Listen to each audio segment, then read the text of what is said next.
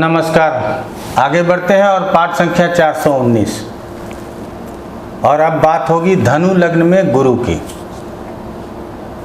बहुत सरल है पाठ को समझना,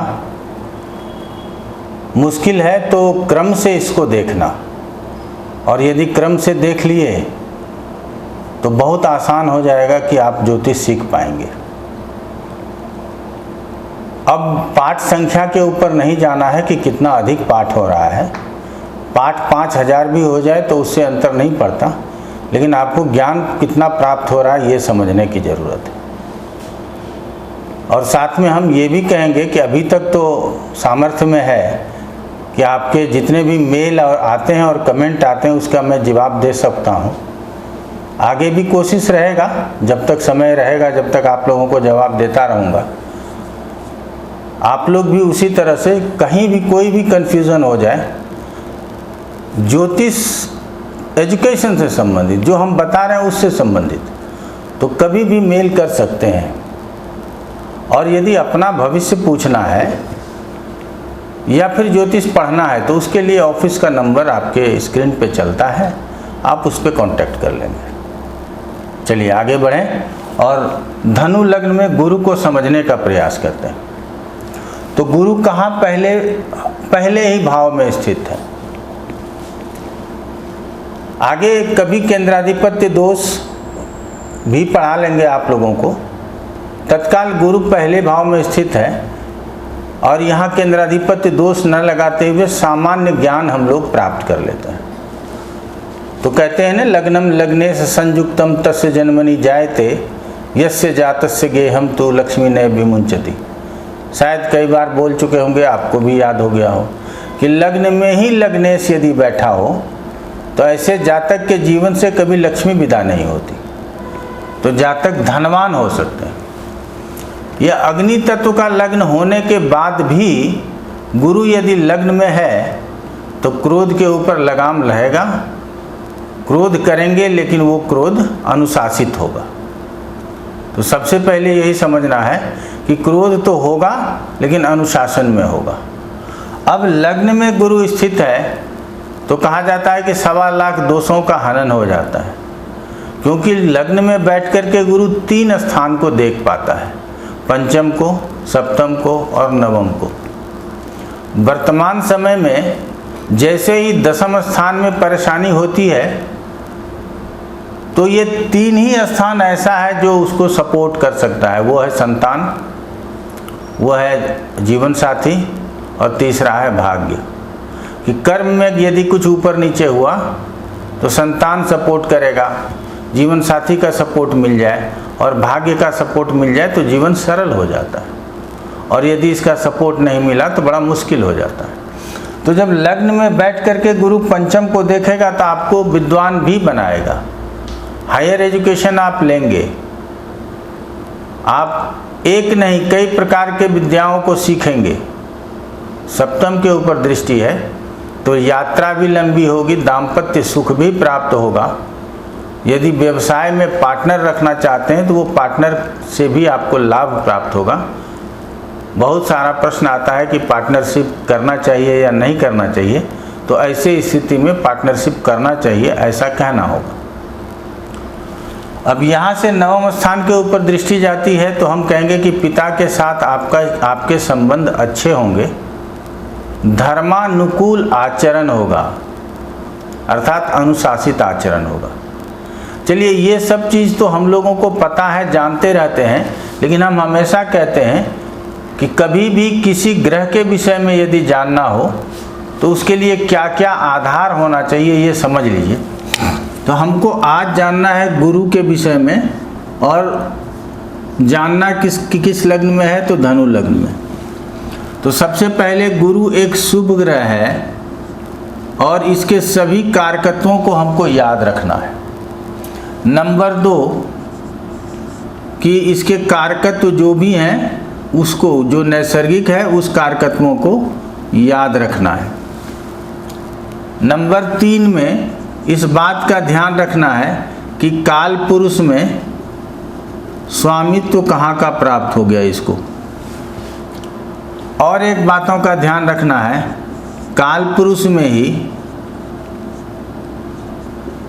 ये कहाँ उच्च के हो रहे हैं और कहाँ नीच के हो रहे हैं, इस बात का भी ध्यान रखना।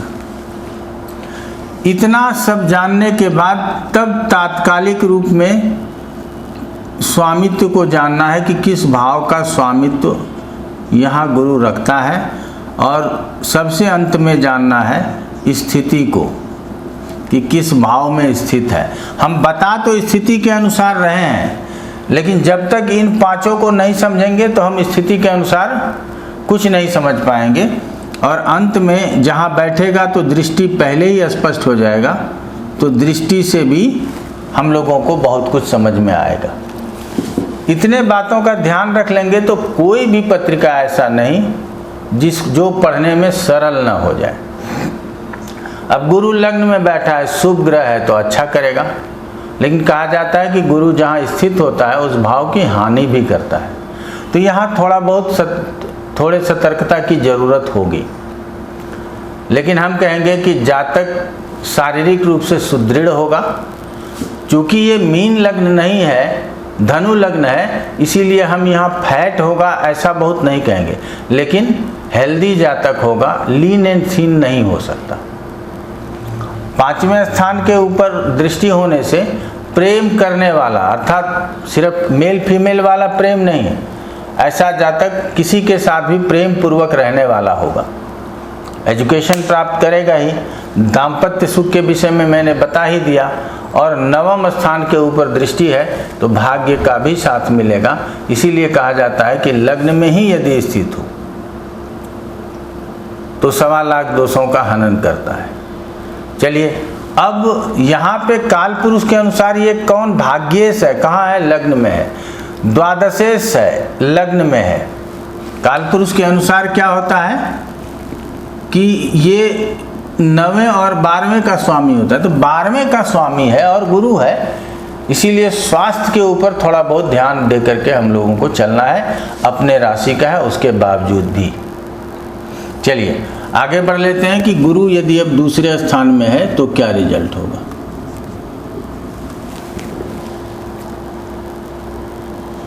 धन योग में हमने आप लोगों को पढ़ाया हुआ है कि जिस भाव का कारक वहीं बैठे तो उस भाव से संबंधित फल थोड़ा अल्प मिलता है, अर्थात कम मिलता है। स्वअल्प फलम स्वअल्पम उदीरतम, ऐसा लिखा गया है, कुछ दिन पहले ही आप लोगों को पढ़ाया हुआ। तो गुरु बैठा है दूसरे स्थान में, यहाँ जो नंबर है वो 10 नंबर है, और इसको देखते ही आचार्य जी लोग बोलेंगे गुरु नीच का हो गया, ये ऐसे कर देगा, वो ऐसे कर देगा, ऐसा नहीं समझना है। अब क्या ये कारको भाव नाश आए, इसको मान लेना चाहिए। तो हम हमेशा कहते हैं कि यदि अकेला गुरु होगा तो फिर स्वअल्प फल उदीरतम, ये जो है सो आप लोग मान सकते हैं। लेकिन यदि अकेला नहीं है, अन्य किसी भी ग्रहों के साथ है, तो फिर जो है सो वो संबंध के या योगों से जो उत्पन्न फल होंगे उसको वो देने में समर्थ हो जाएंगे। वाणी आपकी अच्छी होगी, ऐसी वाणी बोलेंगे कि पिन ड्रॉप साइलेंस होकर के लोग आपके वाणी को सुनेंगे। धन की स्थिति भी अच्छी होनी चाहिए। कुटुंबों का पालन करने वाला होता है यदि गुरु सेकंड हाउस में हो। ऐसे जातक के जिह्वा पर सरस्वती भी विराजमान है, अर्थात उसको इंट्यूशन भी होता है, और जो इंट्यूशन होता है वही बोलते हैं, इसलिए उनके कहे गए बात सच होते हैं, इसका भी ध्यान रखना चाहिए। अब इस स्थान से संस्कारों की बात होती है, और लगने से यदि हमारे संस्कार वाले भाव में चले जाएं तो हमारा संस्कार भी अच्छा होगा। नंबर 2 कि अब ये देख रहे हैं कि लग्नेश के साथ साथ चतुर्थेश भी धन स्थान में है, तो चतुर्थ से प्रॉपर्टी आदि की बात होती है, तो प्रॉपर्टी में निवेश करेंगे तो लाभ मिलेगा। और जातक का हमेशा ध्यान किसके ऊपर होगा, धन के ऊपर होगा कि कैसे धन को संचित किया जाए। अब यहाँ स्थित होकर के गुरु की दृष्टि 6ठे स्थान के ऊपर, गुरु की दृष्टि 8वें स्थान के ऊपर, और गुरु की दृष्टि 10वें स्थान के ऊपर जा रही है, तो रोग ऋण शत्रु से सावधानी की जरूरत होगी। साथ में यहाँ यदि गुरु की दृष्टि है तो जितना संघर्ष करेंगे, ये स्थान संघर्ष का स्थान है, जितना संघर्ष करेंगे जीवन में उतना ही सफल होंगे। तो संघर्ष करने से पीछे नहीं हटना है।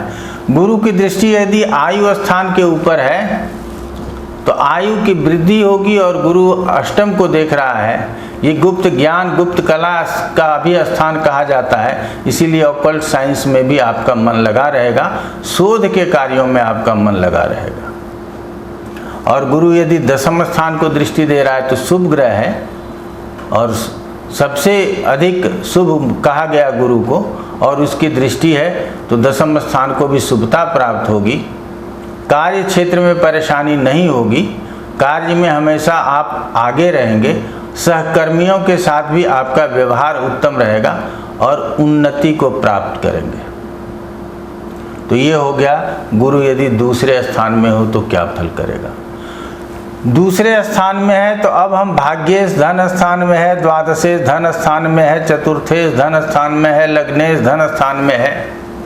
अर्थात काल पुरुष के अनुसार जो स्वामित्व है उसके अनुसार भी देख लिया, तात्कालिक रूप से जो स्वामित्व है उसके अनुसार भी देख लिया।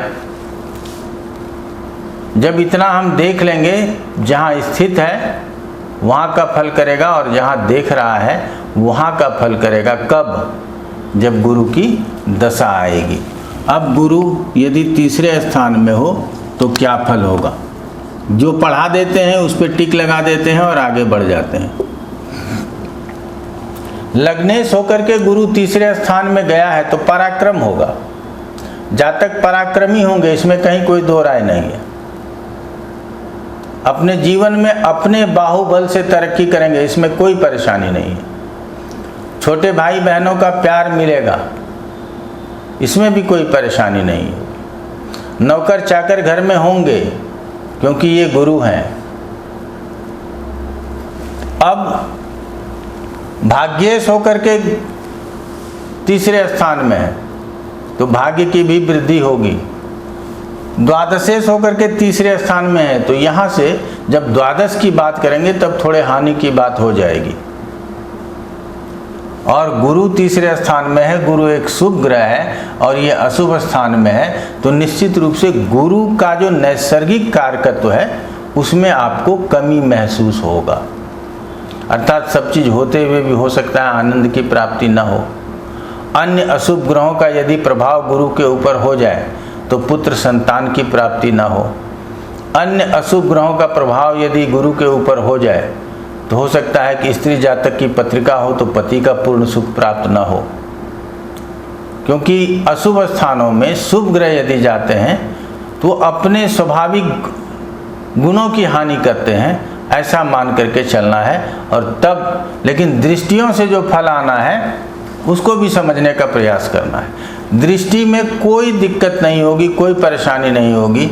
ये सप्तम स्थान को दृष्टि देगा तो आप समझ सकते हैं कि दाम्पत्य जीवन में सुख ही रहेगा, बहुत दुख नहीं होगा। हमने यहाँ कहा कि यदि ये किसी स्त्री जातक की पत्रिका हो तो अगर इसके ऊपर अन्य और कोई प्रभाव पड़ जाएगा तो यहाँ पति से प्रसन्नता नहीं होगी या पति का स्वास्थ्य खराब रहेगा, लेकिन जीवन चलता रहेगा। जल्दी ऐसे जातक को जल्दी तलाक आदि नहीं मिलता है। अब यहाँ से नवम स्थान के ऊपर दृष्टि है तो धार्मिक कार्यों में संलग्न रहेंगे, धार्मिक पुस्तकों को पढ़ेंगे, धर्म की यात्रा करेंगे, लंबी लंबी यात्राओं का आनंद मिलेगा। और 11वें स्थान के ऊपर गुरु की दृष्टि है तो आप अपने जीवन में पुरस्कृत किए जाएंगे। आपके लोग, आपके समाज के लोग आपको प्रतिष्ठा प्रदान करेंगे, आपको हमेशा प्रोत्साहित करते रहेंगे, क्योंकि ये वृद्धि का स्थान है तो वृद्धि में वृद्धि हो जाएगा। तो इसीलिए यहाँ से जब गुरु की दृष्टि 11वें स्थान पे पहुँचेगा तो लाभ ही होगा, हानि नहीं होगी। अब गुरु यदि चतुर्थ स्थान में स्थित हो तो क्या फल होगा।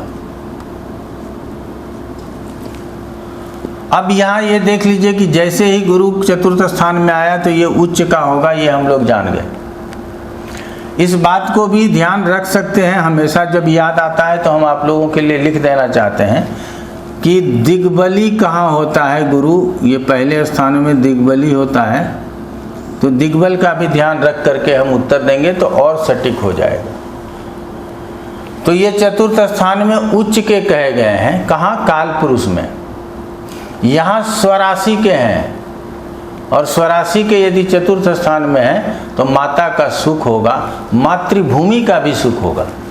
अर्थात ऐसे जातक को कह दें कि आप विदेश चले जाइए, वहाँ पे आपको नौकरी मिलेगी, आप यूएस में ही सेटल हो जाएंगे या कनाडा में सेटल हो जाएंगे, तो ये गलत हो जाएगा। जैसे ही चतुर्थ स्थान बलवान होता है या चतुर्थ में रहता है, चतुर्थ को देखता है, तो 80% चांसेस होता है कि वो अपने देश में ही तरक्की करे। ऐसे जातक को भूमि, भवन, वाहन आदि की कमी नहीं होगी। लग्न चतुर्थ स्थान में बैठ करके ये अपनी दृष्टि से अष्टम स्थान को देखता है, तो आयु की भी वृद्धि होगा, अर्थात अल्पायु। अगर सूर्य, चंद्रमा और लग्नेश बलवान हो, अच्छे स्थिति में हो और गुरु की दृष्टि अष्टम स्थान के ऊपर हो, तो जातक को आयुष्य होता है, अर्थात पूर्ण आयु होते हैं। इस स्थान से कहते हैं पैतृक संपत्ति का लाभ, अर्थात पिता के पिता, दादा के संपत्ति का लाभ भी आपको अपने जीवन में प्राप्त होगा, ऐसा कहा जा सकता है। स्वयं भूमि, भवन, वाहन के मालिक होंगे। अब यहाँ से दृष्टि दशम स्थान के ऊपर जाता है, तो दशम स्थान मजबूत बनाता है। आप अपने कार्य क्षेत्र में उन्नति करेंगे और दिनों दिन उन्नति करते चले जाएंगे। सहकर्मियों के साथ आपका व्यवहार उत्तम होगा, आप प्रगति के पथ पर अग्रसर रहेंगे। गुरु की दृष्टि व्यय स्थान पर है, लेकिन ये गुरु की दृष्टि व्यय स्थान पर होने के कारण व्यय से संबंधित फल भी आपको भोगना है, अर्थात अपव्ययी हो सकते हैं, जरूरत से अधिक पैसा खर्च हो सकता है। अन्य कार्यों के साथ साथ धार्मिक कार्यों में भी आपके पैसे खर्च होंगे, ऐसा यहाँ जरूर कहना चाहिए। द्वादश स्थान कालपुरुष के हिसाब से ये इसका अपना स्थान है, इसलिए भी इसका फल इसको करना दोनों तरफ से संभव है, एक वर्तमान समय में दृष्टि से और काल पुरुष की पत्रिका में इसका ये अपना स्थान है, इसलिए व्यय स्थान का फल गुरु करता ही करता है। इसीलिए कहा जाता है कि गुरु जहाँ स्थित होता है उसका नुकसान भी करता है। वैसे वो चतुर्थ के कारक नहीं है, फिर भी चतुर्थ स्थान में स्थित है, तो हो सकता है कि माता के स्वास्थ्य में परेशानी हो, क्योंकि ये द्वादशेश होता है। हो सकता है कि माता हो लेकिन आपको माता के साथ रहने का अवसर कम प्राप्त हो सकता है कि आपके घर बहुत बड़े हों लेकिन आप अपने घर में नहीं रह पाते हो, आपको किराए के घर में रहना पड़ता हो। तो ये तब संभव है सभी बातों को स्पष्टता से कहना जब 9 के 9 ग्रह यदि पत्रिका में उपस्थित हों, तो किसी भी बातों को कहा जा सकता है। चलिए, यहाँ से तक हम लोगों ने समझ लिया। अब कितना सरल है ना कि हम अगर इतने बातों को ध्यान में रखेंगे, और कोई बात मन में आएगा तो हम नीचे लिखते जाएंगे, इतने बातों को यदि ध्यान में रखेंगे तो हम किसी भी लग्न में किसी भी ग्रह के फल का आकलन कर सकते हैं, इसमें आपसे गलती नहीं होगी। अब बहुत धन्यवाद आप लोगों का कि आप लोग कमेंट बहुत अच्छा करते हैं। हमारा काम ही है कि मैं आप लोगों को सरलता से ज्योतिष दूं और टोने टोटके आदि से बचा सकूं, और जब तक अपना ज्ञान नहीं होगा तब तक आपका कल्याण भी नहीं होगा। ये हमारे शब्द हैं। आपको कोई भी परेशानी हो, हमारे नंबर आपके स्क्रीन पे चलता है, मेल आईडी चलता है, आप उस पर कॉल कीजिए, जवाब जरूर मिलेगा।